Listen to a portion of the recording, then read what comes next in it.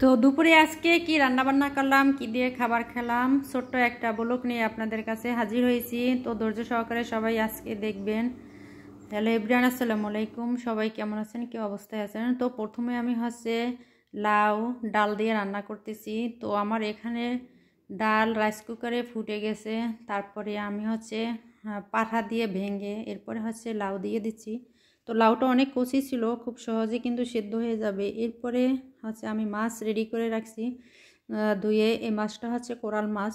তো দেখতে একবারই অবিকালি তেলাপিয়া মাছের মতো মনে হইতেছে, আসলে কিন্তু কোরাল মাছ। তো লাউ যেহেতু রান্না করছি, লাউয়ের সাথে কিন্তু লাউয়ের খোসাগুলো ছিল। তো খোসাগুলো আমি ফেলে না দিয়ে এগুলোকে আবার সুন্দর করে পরিষ্কার করে তারপর দুইটা আলু কুচাইয়ে নিয়ে এগুলো আমি আজকে ভাজি করব।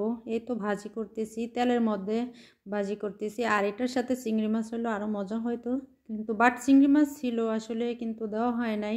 তো চিংড়ি মাছ আমার স্বামীর খেলে অ্যালার্জির সমস্যা, এই জন্য একটু কমই খাওয়া হয় আর কি। তো তারপরে মাশাল্লাহ লাউর ছোলাটার ভাজিটা অনেক অনেক মজা হয়েছিল। এটা আমি কিন্তু পরের দিন পরাটা দিয়া খেয়েছিলাম সকালবেলা, খুব ভালো হয়েছিল। তো এরপরে আমি মাছটা ভেজে কষিয়ে নিচ্ছি। তো তার মাছের সাথে দিয়ে দেব এক টুকরা একটা বেগুন আর কি, কয়েক টুকরো করে নিয়েছি। তো আসলে শীতকালে যে কোনো সবজি মাছের সাথে দিলে কিন্তু মোটামুটি ভালোই লাগে, খারাপ লাগে তা না কিন্তু। আর বেগুন বেশিরভাগ কিন্তু আপনার যে কোনো তরকারির সাথে একটু পাশে দিয়ে দিলেই অনেক কিন্তু স্বাদ আসে।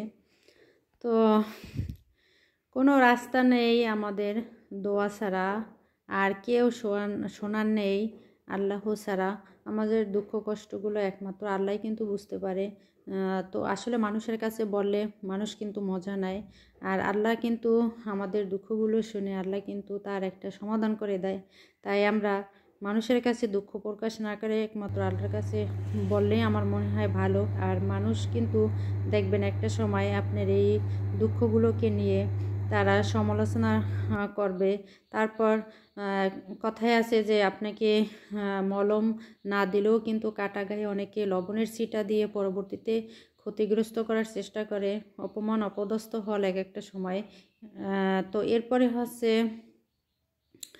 একটু মাংস ছিল, সেটাও সাথে আর কি অ্যাড করে দিলাম। তো